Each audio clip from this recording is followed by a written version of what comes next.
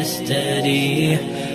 السلام عليكم walaal waxa igu dhacday wiigii hore arrin aad ii murugo gelisay.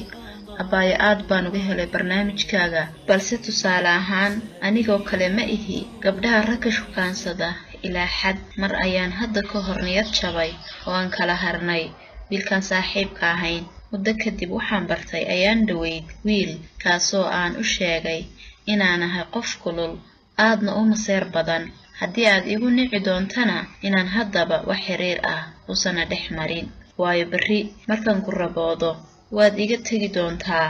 ayaan si kaftan ah u iri, waxaan si aad ah ugu adkeeyay inaan xoogaa dabeecad kululahay uuna ii samro qaladaad hadduu iga dareemo lacala. markaas ayada ah oo aan saas lahaa anigu ma ihi qof dabeecad xun oo xanaaq badan ee waxay iga ahayd hadduu wanaag rabo waa u samri doonaa.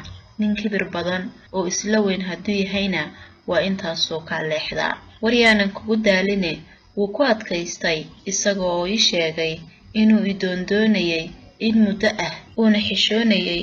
waan ka aqbalay. xiriirkii ayaan bilownay. aniga waxaan ahay qof daacad ah, waan aaminay. waxaan taleefanka wada hadli jirnay 24 saac ilaa 6 saacadood oo uu jiifto maahane. salaada subax ayaan u wada toosi jirnay annagoo isu dirna taleefanka isna bareedina subax walba. 2 isbuuc markii aan saaxiib ahayn ayaan guur ku heshiinay inaanu si dhaqso ah u samayno, anigoo aanan jeclayn inaanin waqti dheer saaxiib ahaano. muddadaas ayada ah waxaan noqonay dad is yaqaanay 10 sano oo kale. isfahanka sheekadeena sidaan iskugu qanacsanahay waxaan noqonay dad xataa ehel ahaan iskaranaya. walaalkiis iyo aabahay waa saaxiib calal qali. waan aaminay wiilkii. habeenada ka mid ah ayaa waxaan dhex galay facebookiisa waxyaabaha la soo dhigo. waxaan arkay wax qosol ah oo uu ku taagereeyay gabar kale. waan ku xanaaqay. waan weydiiyay si qalqalooc ah, waa taqaanaa qof dumara si saani ah wax uma wada sheegto. isagiina wuu xanaaqay. markii dambe oo aan si sax ah ugu sheegayna anigoo dareemaya hinaasi fara badan, isagiina waa uu iswaalay.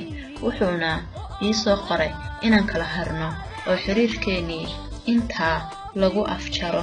wax walba oo aan u sheegay, si kasta oo aan u baryay, wuu iga diiday inuu ila hadlo xataa salaanta islaamka ee assalaamu calaykum ah. anigii qalbigaygii wuu raacay. wallaahi xataa gabayo ayaan ka qoray anigoon weligay wax qorin. سبيل مريح تنهد يا صاحي كي تستريح. وبث الدعاء الخفي الصريح يسعك الفضاء الرحيم الفسيح. سبيل الدموع سبيل مريح تنهد يا صاحي كي. ayaan u qaaday murugta iga muuqata.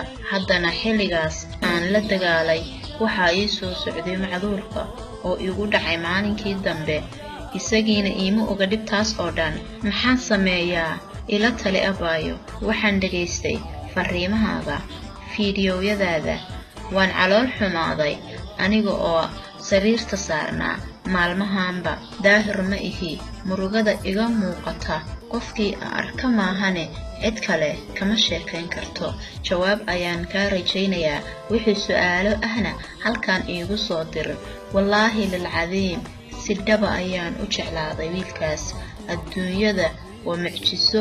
aniga rag badan ayaa aad ii raajicinaya oo aan u diiday xataa hadal yar. aan annaga qaraabanahay guur ayuu taagan yahay.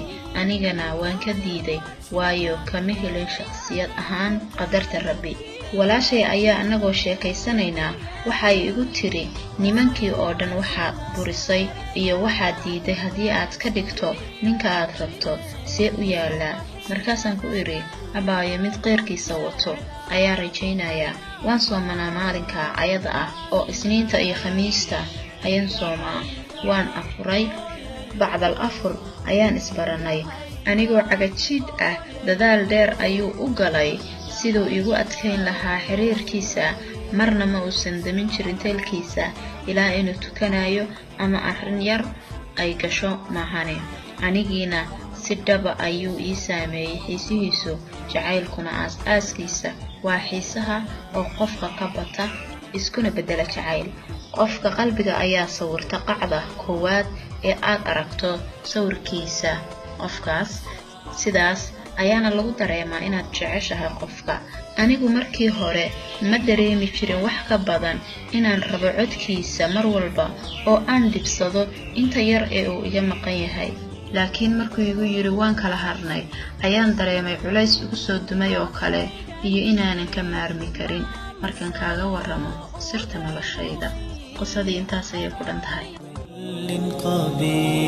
تبختر ترجل بصوت وخيل فما لك في الأرض درب صحيح إلى الله عدنا وبالله نذنا ليطوى زمان بائس